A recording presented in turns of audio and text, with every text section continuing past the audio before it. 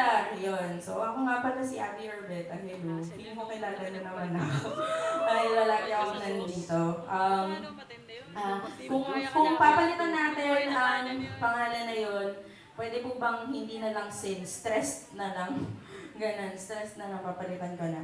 Ayan, hindi natutulog.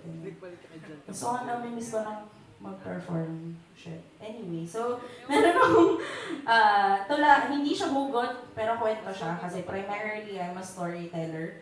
So, kukwentuhan ko kayo tungkol sa isang kwento ng kwento ko. Anyway. So, I hope you guys like this one. This is called Lipad. Itinuro sa akin nung bata ako na kapag meron kang nunal sa tenga, ay magaling kang makinig. Kapag meron kang nunal sa bibig, ay magaling kang magsalita. Kapag sa sentido naman ay matalino, kapag sa batok naman ay habulin ka ng aso. Hindi, ng tao. Kapag sa paa naman, ay marami kang mararating at magiging lakotsera ka. Ipinanganak akong merong humigit kumulang na 10 nunal sa aking mga paa. Likas akong malikot na bata at pangarap ko talagang maging isang manlalakbay. Mahilig akong sumiksik, umakyat, tumakbo, gumulong at kung ano-ano pa. Pero hindi ako pinapayagang maglikot o gumala ng malayo, papunta sa malayo ng mga nakakatanda dahil ayaw daw nila akong masaktan. Para akong isang ibong nakakulong sa hawla, aligagang na lumabas, ngunit hindi pwede. Kaya ang una kong naging kaibigan ng mga libro.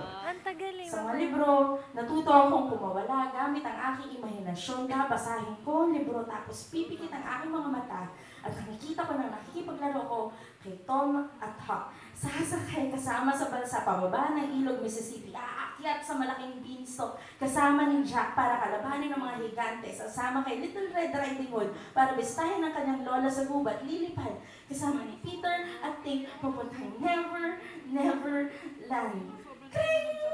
Nariyan na. Teka, sandali. Nariyan ang mga kaibigan ko. Yung tao yung totoong tao, baka isipin yung baliw ako. Tuwing hapon, dumarating ang aking mga kaibigan para ayain ako makipaglaro. Aakit ako sa puno ng mangga.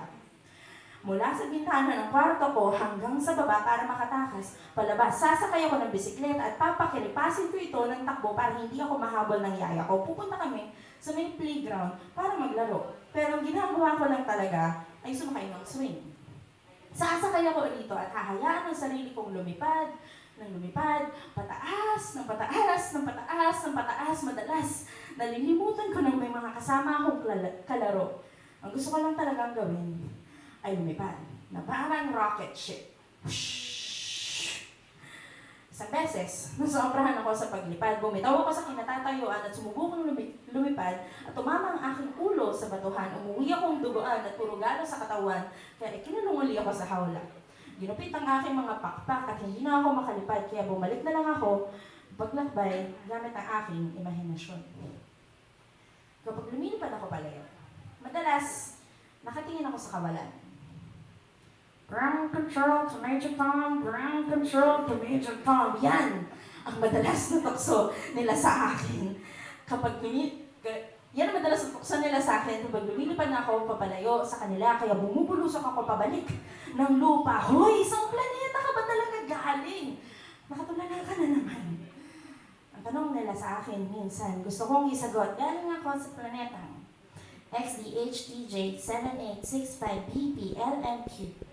Dumating ako sa loob ng isang maliit na rocket ship, pumasok sa ilong ng nanay ko dito sa lupa. Na parang Magic School Bus ni Mrs. Frizzle. Nandito ako para obserbahan kayong lahat. Bawat gabi nire-report ko kayo sa mga leader ng planeta ko tungkol sa inyo. Pero hindi ko sinasabi yun. Tahimik lang ako at hindi nagsasalita. Titingin na ako sa mga paa ko at ngingiting habang naglalakbay pa rin ang isip ko nakasakay sa motorsiklong palayo. Napakarami ko nang narating sa paglalakbay sa aking isipan, pero liban doon, mahilig din talaga akong totoong maglakbay. Pumupunta rin talaga ako sa mga ibang lugar. Mahilig akong maglakad-lakad o sumakay-sakay patungo kung saan-saan kahit walang pupuntahan o walang rason. Basta maglalakad lang ako. Kapag tinanong ako kung bakit mahilig akong maglakbay, ay sasabihin ko, may hinahanap ako. Alam niyo ba guys kung ano hinahanap ko? Pag-ibig! Close enough. Close enough. Hindi lang forever. Pero ito yun. I am searching for the great unknown. Okay, so bago niyo sabihin, wow, padip. Okay? Sasabihin ko muna sa inyo kung bakit. Kaya ako hinahanap ang bagay na hindi pa alam ay para mas makilala ko ang sarili ko ng mabuti. Naniniwala akong nasa paglakbay ang sagot sa malalaking katanungan sa buhay. Alam niyo ba? Na nahanap ko ang sagot sa katanungan na kung ano ang gagawin ko sa buong buhay ko habang nakasakay ako sa bus mula Marihatag hanggang Davao. Tapos, nakuha ko rin ang sagot kung pipiliin ko bang maging single ngayong taon na to habang nasa kotse ako pababa ng Sagada papuntang Maynila. Okay, ngayon. Sige. Pwede nyo na sabihin. 1, 2, 3. Wow, Padip! Okay, so kahit marami na akong napuntahan, patuloy pa rin akong maglalakbay. Babalik-balikan ng mga paborito at kikilalanin pa ang mga bago. Okay, paalis na ako. Sinong gusto sumama sa akin? Halika? Isa? 2?